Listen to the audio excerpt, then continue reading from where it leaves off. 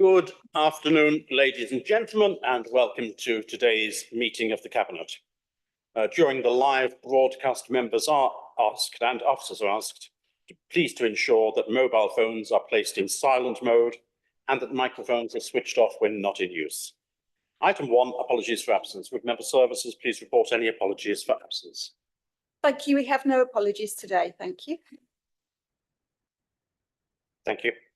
I'm always puzzled when I see one absence, but of course that's my place for later in the meeting. Right. We're being asked in agenda item 2 to approve the public minutes at pages 5 to 8 of the agenda pack as being a correct record of the meeting which took place on the 15th of July 2024. May I ask any member who does not agree with the minutes to indicate that now, please? I see no hands raised, so there are no objections to the proposal to approve the minutes as a correct record of the meeting, so they are now agreed. Carol, do you want me to sign anything now or later?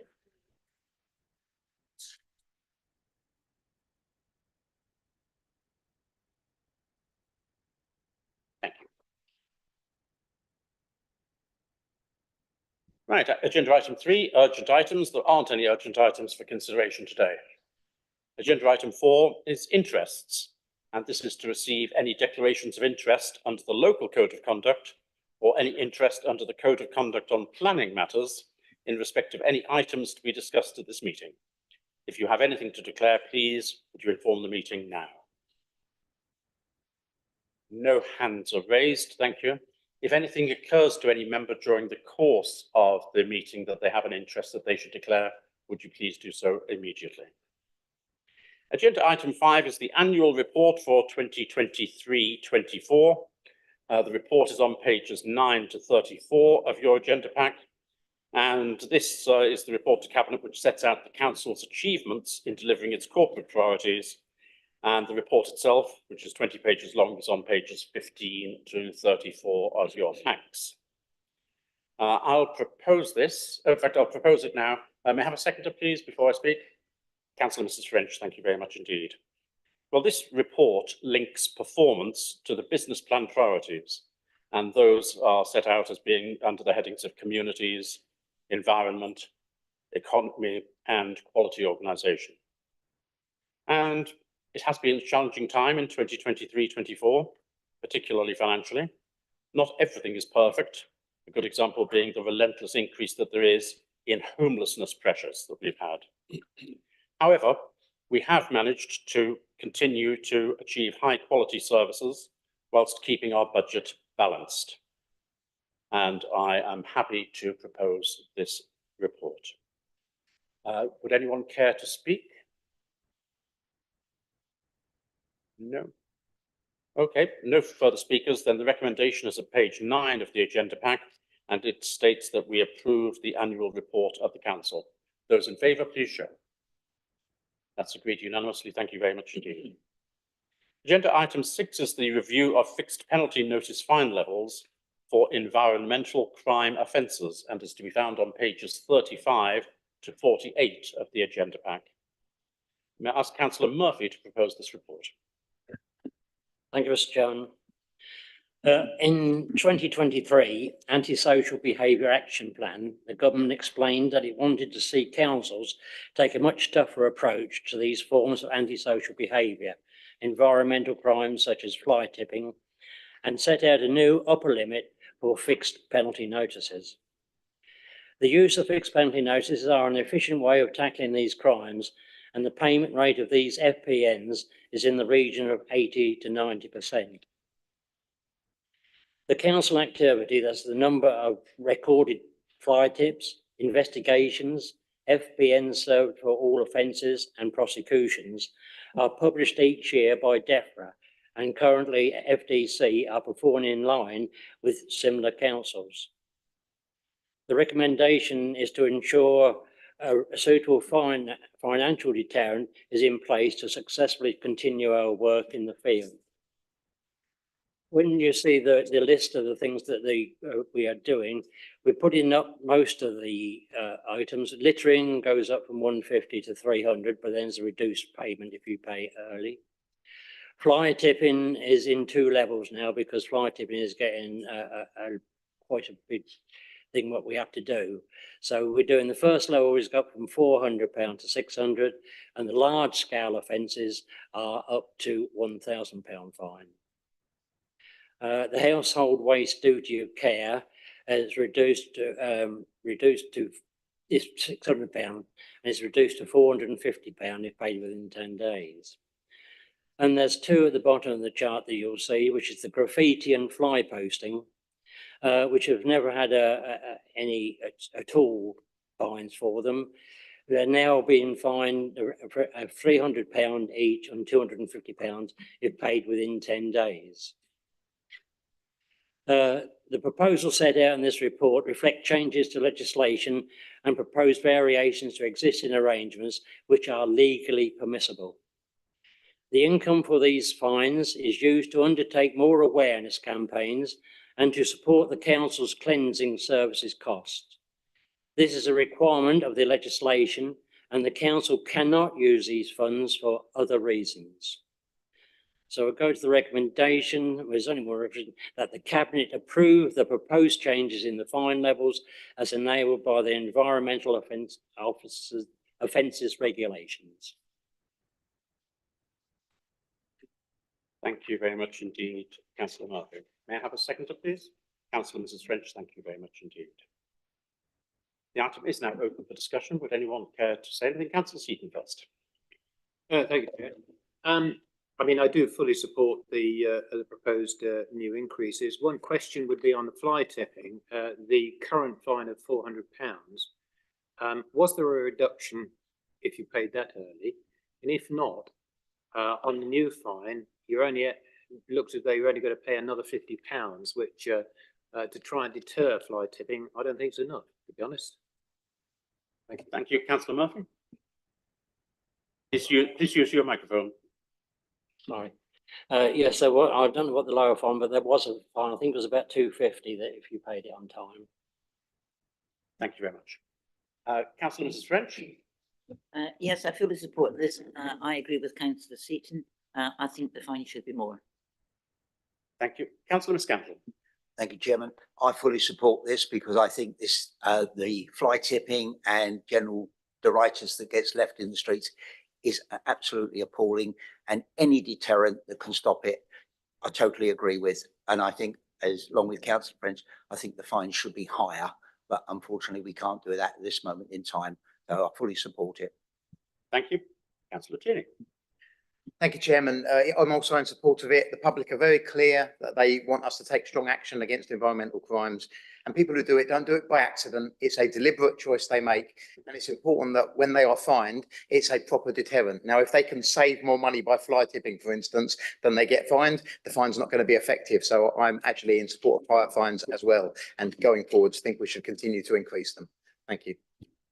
Thank you very much, and I'm sure that all of those comments will be taken into account as we consider how this changes next time.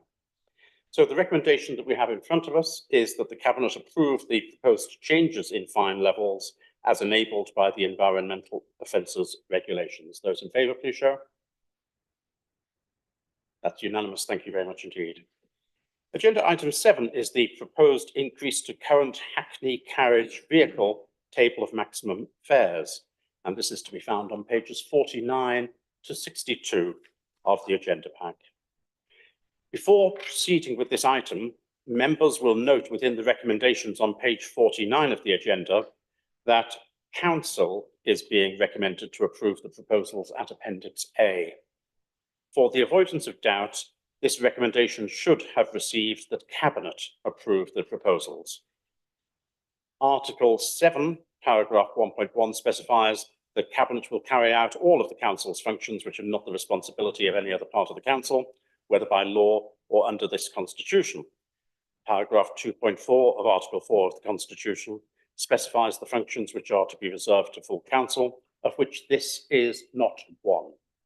Similarly, neither has this function been otherwise delegated, nor does it come within the functions which must not be the responsibility of a local authority's executive by law.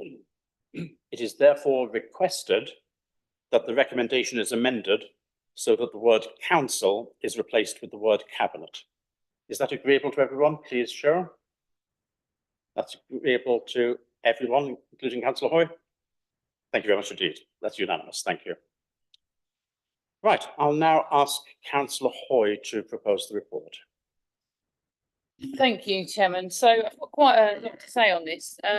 So first of all, members will have obviously had the report that's in their pack, which was a suggestion that had been to licensing and was approved and is now forwarded to us. You will have also received on your desks some things that have been circulated today.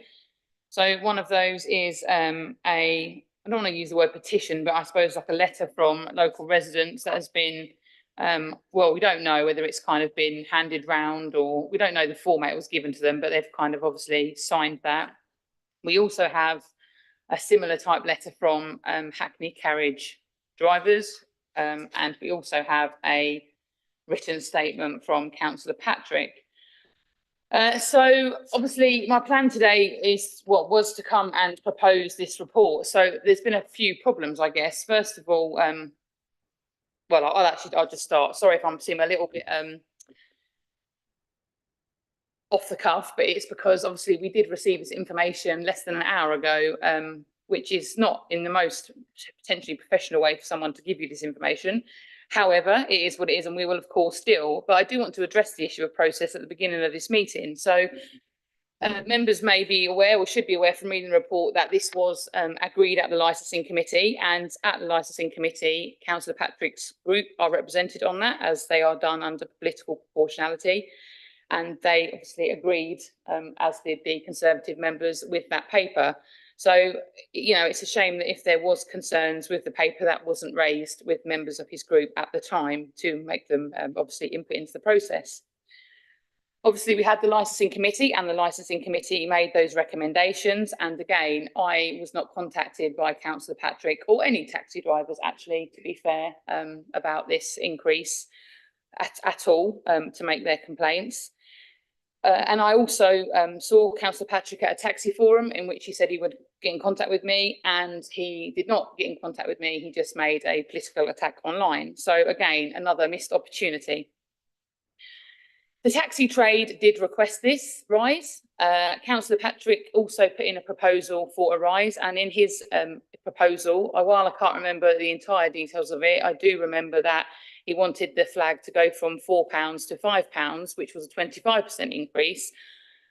So actually our proposal for the first flag of £4 to £4.40 is cheaper than his proposal. So I do think we find ourselves in a bit of a bizarre situation at Cabinet today, because we have a request for a fee increase, which was asked for by the taxi trade. Councillor Patrick fed into that and also requested an increase, obviously not exactly the increase that's on the papers, but he did request that increase. And now we find ourselves with Councillor Patrick saying that he doesn't want an increase. I find that kind of hard to tally in my mind. I would like, whilst I won't want to say my full reasons for that, I do think it is politically motivated. But obviously I will be careful, because we obviously do have a conduct process, and I would not like to find myself falling foul of that. So I don't have any skin in the game. I am not a taxi driver. I very rarely use taxis, and the reason I very rarely use taxis is because if I ever need a taxi, which tends to be occasionally in an evening, there are none available.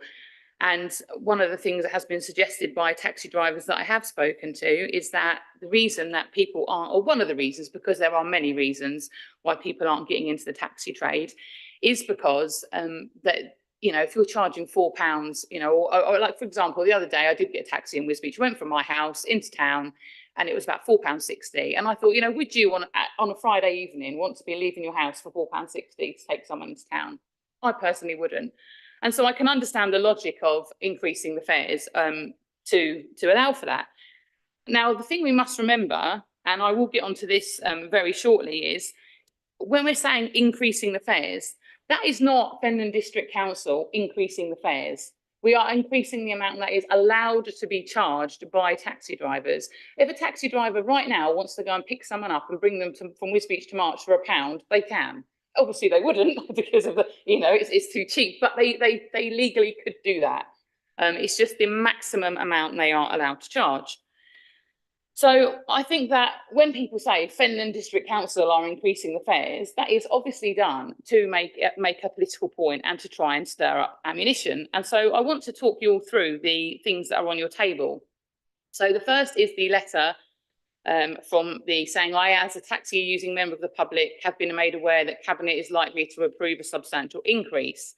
Now, nowhere in that letter does it mention that that's the maximum amount that a driver could charge, and it would be allowed to be charged. You know, it's very carefully worded to make it seem like Fenland District Council will put those taxi fares up and the taxi driver has no choice. There is no way that we can verify the addresses. We haven't had time in the last sort of hour to verify those, but one address I did see, obviously I won't share that with members, but it wasn't a Fenland address, it was a Norfolk address. So they aren't necessarily residents of our district. How can we verify that at short notice? I do then want to go on to the letter from the taxi trade. So there is a next one. It is noted for Cabinet to consider approving decision. It's got obviously I and then the name blanked out on their badge number to say they're a Hackney carriage driver. Now, a few issues with this one is when they're talking about the increase of 50% and the 330, that has been an incorrect calculation, deliberately misused by Councillor Patrick many times online and now in this letter, where because it's 1/10 of a mile, someone's just said, oh, before it was 20p and last time now it's 30p. So you just times those together and that's how you get to the figure. It doesn't work like that. I wish it did. With taxi things, it'd be much easier if it was just a simple addition and multiplication, but the maths of it is so complicated. But what I will say is a 2-mile journey is 20% extra. To be getting to 50% extra, you have to be doing over 30 miles. And so that just a simple sort of, you know, quick, I know that might sound like a quite great sound bite to have, you know, on the internet, oh, this is what they're doing, but it's not correct. And whilst we give people this incorrect information, the only people that are going to be scared and stop from using taxis has been created by this kind of scaremongering like this letter is doing. It is going to put people off using it. And then also it goes on to say, while it may be argued that the fare is the maximum that can be charged, or not may be argued, it will be argued that because it is the maximum that can be charged, it would only need to be a small handful of drivers to charge the full amount to damage the trade and put drivers out of work. Now, this line is really interesting to me because I think that's the real issue here, isn't it? I think that the truth is that there is sort of that anti-competitive nature in that if the increase is allowed, some drivers will want to increase it. And if they want to remain competitive, they will have to hold their prices down. Now, yes, I get that. And I get that if you are in a job, any of us that are in jobs want to keep our jobs and protect our jobs for as long as possible. That is only human nature. I understand that. But how does that, A, impact Fenland residents if they can't get taxis? And how does that, what happens when those drivers now retire? People don't work for the rest of their lives. People are going to retire and leave the trade. And then finally, I will get to a point, I promise, thank you for allowing me the time to speak, but this is quite a long issue. On to finally the letter from Councillor Patrick, where he says in it that he's spoken to many service users. Over 90% were against the rise in tariffs being considered. Well, who did he speak to? Where from? How many? You know, 90% of how many people? Because that could be a lot if it's 1 million people. It could be very few if it's 2 people. So, you know, percentages can go either way. Then he goes on to make a little bit of a small personal dig because he says, licensed portfolio holder and a district councillor, both with limited experience, have suggested such a rise. Well, I hate to break it to people, but that is kind of how it works. If I was a taxi driver, I would not be able to propose this paper today because I would have a DPI. I don't have a DPI because I'm not. So you aren't ever going to have a licensing portfolio holder that is a taxi driver setting fares. You can't be setting your own wages. Like, I know we have to do it with the allowances, which is a weird thing, but you wouldn't have it with the taxis. So, you know, I just think that was a bit of unnecessary little additional comment. So with all of that being said, I want to make this absolutely clear. I am on the driver's side. What people might say, I'm not on the driver's side, I'm against taxi drivers. That's not true. I'm also on the resident side. You know, in a way, to a degree, it doesn't matter how much the taxi fee is if there's no taxis available, because taxis could be £1 or £1 million. If there's no taxis available, you can't get one. So it's really important to me that we get this right. And I would like to defer this paper to the next cabinet meeting. I don't think there's any point in sending it back to licensing because I don't think we're going to get much different outcome. But I would like to defer it to the next cabinet meeting, because I personally would like to consult with the Hackney drivers myself with the correct information given to them. And if we come up with the same answer and they don't want the rise, then they don't have to have a rise. You know, at the end of the day, it's only them that will suffer from not putting the fares up. And if they don't want to, then we won't. But I would like them to be correct, consulted with the correct information. So I would formally propose that we defer this to the next meeting of the cabinet. And at that meeting of the cabinet, before that meeting of the cabinet, I will work with officers to sort of provide some sort of letter where I can consult directly with the Hackney drivers. Thank you very much indeed, Councillor Hoy. Just to assist, and just in case this process takes longer than you expect, may I suggest that you change your proposal, that it be deferred to a future meeting of the Cabinet, just in case it's not possible to bring something back to the next one. Good. May I have a seconder, please? Councillor Scampton, I saw first. Thank you very much indeed. Right. Now, prior to opening the item for discussion, councillors will have seen and will on their desks, and they'll have heard from Councillor Hoy. There are 3 printed emails, which have now also been published with the report, and there are 3 other documents that Councillor Hoy has just mentioned. Those 3 other documents are copies of almost 100 additional submissions which have been presented shortly before the meeting by Councillor Patrick, together with 1 statement by Councillor Patrick. Councillor Hoy has already mentioned those, and you've also seen copies yourself. But the emails and these other documents do relate to the proposed decision, but they were received outside the formal consultation period. In fact, as Councillor Hoy said, the vast majority have only been received in the last hour. A decision therefore needs to be made as to whether or not the emails should be accepted and the other documents should be accepted for consideration or rejected as out of time. And I'm going to propose that the 3 emails and the more than 100 other documents should be accepted in the interests of complete openness in the decision-making process. Is this agreed? All agreed? Yep, that's agreed unanimously. Thank you very much indeed. So the item is now open for discussion. Who would like to speak? Councillor Tierney. Thank you, Chairman. So when I first saw Councillor Patrick addressing this issue in local blogs and press, and again when I saw these letters today, the first thing I thought in my mind was he's just completely outright lying to people. And I was quite disgusted by that. But having given it some consideration, I thought perhaps I need to be a bit more charitable than that. Perhaps it's possible that there are other things that are going on here. It may be that he has simply misspoken again and again and again and again. Or it may be that he simply doesn't understand, despite having been a county councillor, district councillor, sorry, for a long time, and a taxi driver for a long time, simply doesn't understand how the system works. So perhaps it's not lies, but it certainly is misleading the public. It's misleading them on a number of key ways. And I think it's a shame, because policy like this needs thoughtful decision-making. It needs, I personally feel I am on the side of both the taxi drivers, who I want to be able to make a fair living and be able to feed their families and pay their bills, and also the taxi users who need to be able to get around, and some of whom are very vulnerable. And I want to see them all get the best outcome. I want the taxi drivers to be able to make a fair living, but to be able to deliver the best price they can to people who need low prices in this difficult time. The trouble is, when you tell people that the council sets the tariff, the amount that is charged per mile, that is not true. And over again, in the letter right here, that mistake is made. It's certainly very unclear. And in other statements made elsewhere, it's also unclear. And it's also clear from the letters from other people that they have mistook it, I presume, because Councillor Patrick told them so. Perhaps not, but that's what I presume. And we set the maximum fee. So what we do is we set the fee above which no taxi driver is allowed to charge. But below that, the taxi drivers set the fee. And I absolutely support them setting the most reasonable fee they can afford. They should compete with one another. That's how healthy free markets work. They should do their best to deliver a fantastic service that's affordable to people who need it. And I think most of them do. And I think it's a terrible shame that some of them are allowing themselves to be led by this nonsense, this deliberate misleading of them. And it's a shame that some of the public are being scaremongered and being told this absolute nonsense, because it's not true.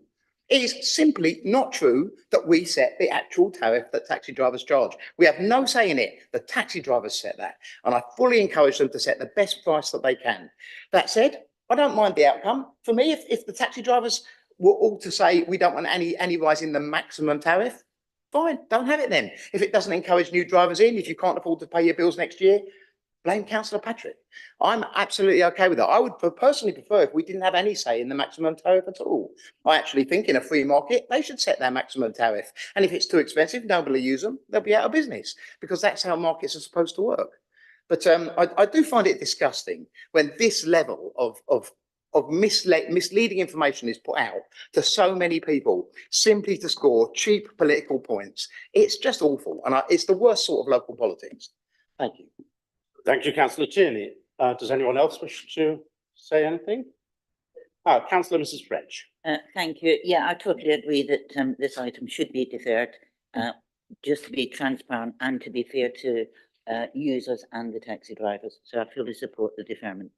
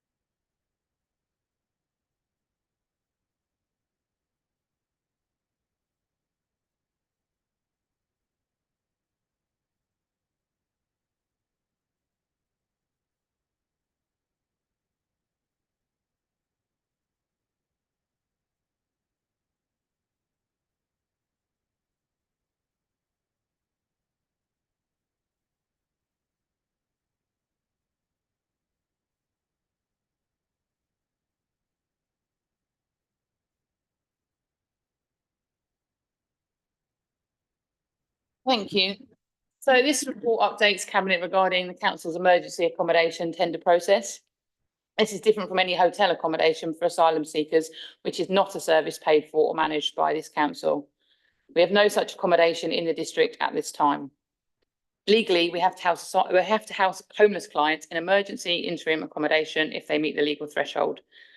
Costs over the past few years to do this have increased due to demand, and this has meant that in order to meet procurement regulations, we had to undertake a tender process.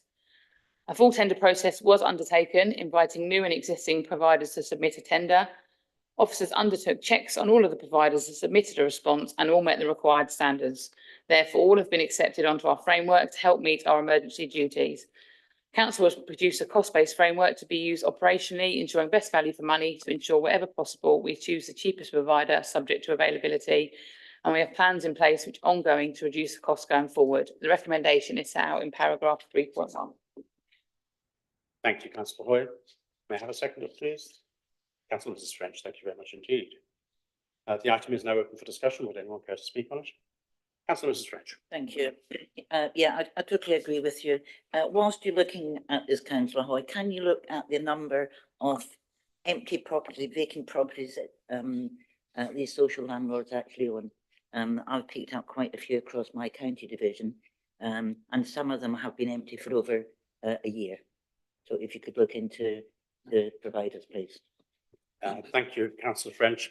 I will allow the question, even though it is slightly straying away from the subject matter we got here, but I'm sure Councillor Hoy would have something to say on the subject. Yes, that's obviously a good point that you've raised, and we will do that. I know there has been obviously constant discussions with officers and registered providers about this matter. Some of it's been slow, obviously, with the very sad case of the Rochdale case where the young lad lost his life due to mould. Obviously, a lot of housing associations are now rightfully sort of taking a bit of pause and having a look at their stock to make sure there aren't any kind of damp or mould issues, so such a tragedy never happens again. And they've also been sort of slowed down a little bit by helping us find different types of accommodation that we've needed. So yes, we are working on it, and we could, we will do more if possible. But yeah, it's a very good issue to raise. Thank you. Thank you, Councillor Hoy. Anyone else care to say anything? No other comments? And then, as there are no further speakers, the recommendation is on page 63 of your pack, and it is for Cabinet to approve accepting 9 companies for the provision of emergency interim accommodation to place homeless households. Those in favour, please show. Thank you. That's agreed unanimously. Right, agenda item 9 is the Wisbech High Street update. We find this on pages 75 to 78 of the agenda pack. And I wonder if Councillor Seaton would be kind enough to propose the report. Thank you, Chair. Yes, as has been said, this is for Cabinet to note this report, which is a monthly report. 11 and 12 High Street, the report highlights that work remains ongoing regarding a future cost-effective design for that particular 11-12 High Street.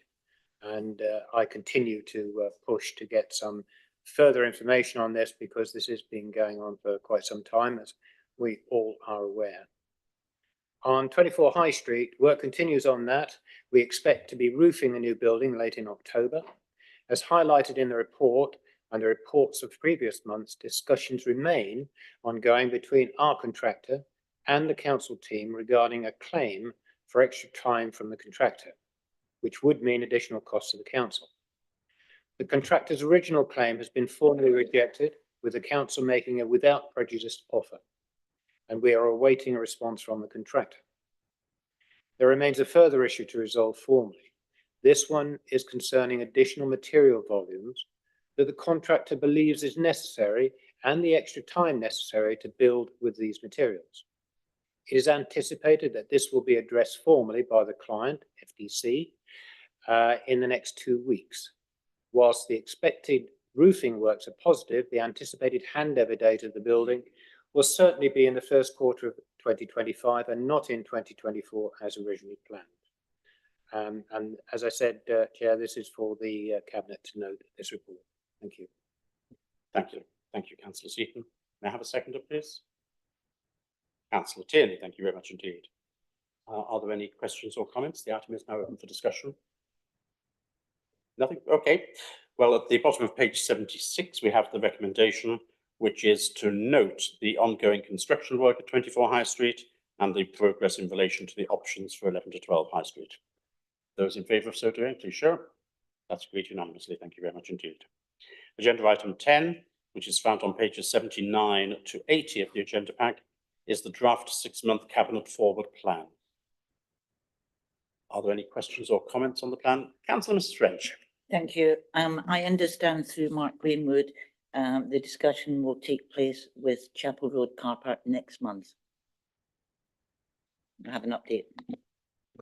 Thank you very much indeed for squeezing in a comment on that particular agenda item. I'm sure that everyone will be grateful for that comment. Thank you. So the forward plan is noted for information. Thank you. Agenda item 11 concerns a potential residential property acquisition, which, if approved, will assist Fenland District Council in terms of supporting its housing duties, as well as being a commercial investment. This report can be found on pages 81 to 98 of your agenda, 81 to 88 of the public agenda pack. Members will note that there are exempt schedules to the report at pages 89 to 98 of the confidential agenda pack. We'll remain in public session for as much of the debate as is possible. However, if any member wishes to discuss any of the contents of schedules 3 and 4, which are on pages 89 to 98, then following presentation of the report, please confirm your intention and I'll take a vote on whether to enter exempt session. So I will formally propose this report, which is designed to ensure that the location of the particular property is given in the public section of the report, and this is designed to move us forward so far as the availability of temporary accommodation is concerned in the main building, which is suitable for division into flats, whilst also providing us with an income from 7 separate properties, which would themselves become available for temporary accommodation or otherwise at the termination of those particular leases. I can't say anything, I mustn't say anything in public about the potential cost of all of this, but it is, in my opinion, something which is highly cost effective in terms of the benefit that it will bring us as far as the temporary accommodation is concerned. Councillor Hoy, would you care to second? Thank you very much indeed. The item is now open for discussion. Councillor Hoy, it's your portfolio area. Do you want to, would you like to say something? Oh, you've said it all. What can I say? Thank you very much indeed. Any other comments or questions from anyone? Making sure that we don't touch schedules 3 and appendices 3 and 4. No. So the proposal is to authorise officers to purchase through the council section 151 officer the portfolio of property available at Meadow Court, Elm, in consultation with the portfolio holder for finance and the portfolio holder for housing, and following satisfactory due diligence procedures. And B, to authorise officers to proceed with a planning application for the conversion of the main house to provide additional accommodation as detailed herein, with costs to be approved in advance in consultation with the section 151 officer and the portfolio holders for finance and, I suggest as an addition, housing. Is that agreed? Those in favour, please show. That's agreed. Thank you very much indeed. Agenda item 12 is for Cabinet to consider the outline business case in respect of the corporate accommodation review and to agree a preferred option to progress through to the development of a full business case. Now, members will note that there is an exempt schedule to the report at pages 102 to 238 of the confidential agenda pack. Now, we'll remain in public session for as much of the debate as is possible. However, if any member wishes to discuss the content of the exempt schedule, then following presentation of the report, please confirm your intention and I'll take a vote on whether to enter exempt session. Councillor Benny, would you like to present this report or would you rather that I did so? Okay, thank you. I don't want to step on two portfolio holder members' toes in the space of one meeting. My apologies to Councillor Hoy for having presented the previous one accidentally. Right, just so enthusiastic about your proposal, Councillor Hoy. This proposal is a very important one and it relates to what will happen here in Fenland Hall. As is stated in the report, doing nothing is not an option, so we will have to make various decisions. We've been through quite a process to get to where we are now, and I won't relay it all. It's in the open part of the report. We've had a strategic outline business case, and we're now being asked to consider the outline business case with a view to narrowing down the options, preferably to one, so that of those that should then proceed for further consideration by the member accommodation review steering group and by officers and by our advisors before coming back to us for final decision, which probably would take place sometime in the spring next year, depending on your definition of spring. The two preferred options, recommended options, are summarised at page 108 of the confidential agenda pack. And since they are in the confidential agenda pack, I'm afraid it won't be appropriate for us to talk about them directly unless anyone wishes to, in which case we will consider going into exempt session. So, in relation to these options, and again, this is a slight change to the recommendation that I've got on the paper. It would be for us to consider to progress option 1B4, and subject to that decision being taken, to authorise the development of a full business case in relation to the preferred option, and to delegate to the corporate director and the section 151 officer, in conjunction with myself, the appointment of a consultant and associated allocation of funding necessary to complete the full business case, and to delegate to the corporate director and section 151 officer in conjunction with the assistant director and head of property authority to negotiate the terms and pricing of the purchase as required. So that is the proposal that we have. And may I have a seconder first, please? Councillor Benny, thank you very much indeed. Without straying onto the appendices which would have to be considered in private, are there any comments that anyone would like to make at this stage? Comments or questions? No? Good. Would anyone like to comment or question anything which is in the confidential appendix, in which case we will take a vote on going into private session, into exempt session? Anyone wish to do so? Councillor Mrs. Laws, you would like to make a comment or ask a question? Fine. In which case, as it's been indicated, that Councillor Laws wishes to discuss the content of the exempt part of this report, it's necessary to consider whether or not to move to an exempt session and to exclude the press and public for this part of the debate. In that regard, it has been identified that information comprised within the confidential appendix pack in relation to this report is exempt from disclosure under paragraph 3 of Schedule 12A of Part 1 of the Local Government Act 1972. This is because in relation to paragraph 3, it is information of a commercially sensitive nature relating to the financial and business affairs of Fenland District Council and third-party organisations. Now, may I ask any member who does not agree with this assessment, and therefore the proposal to exclude the present public during the discussion of this item, please raise your objection now. I see no objection. Member services, can you please now make the necessary arrangements to end the link to YouTube, enabling us to continue the meeting in exempt session? I may also please ask all members of the press and public in attendance now to leave the room.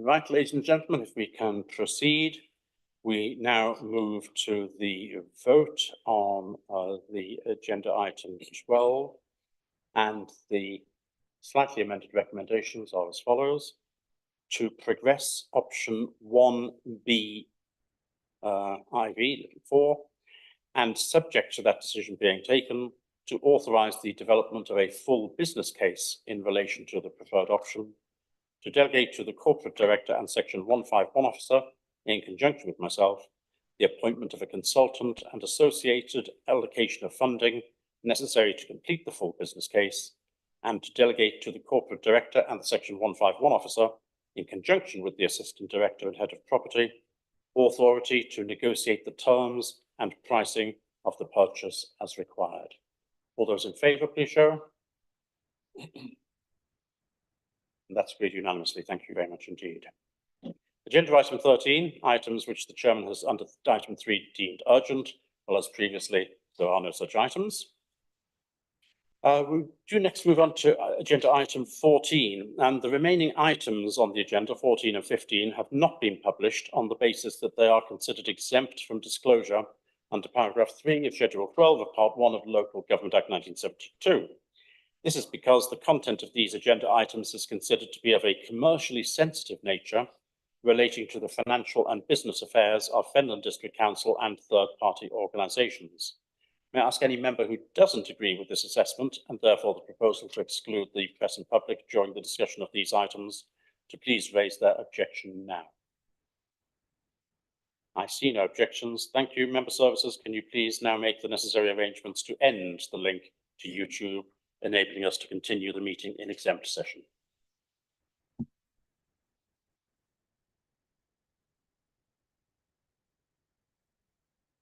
Thank you very much indeed.